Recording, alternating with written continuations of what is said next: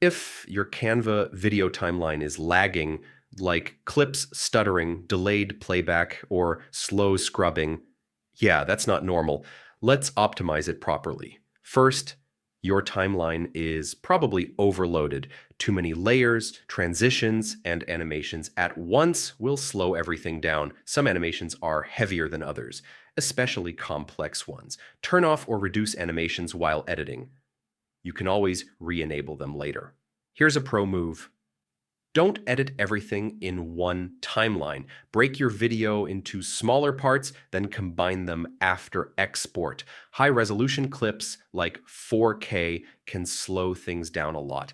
Edit with lower quality versions first, then swap back before final export.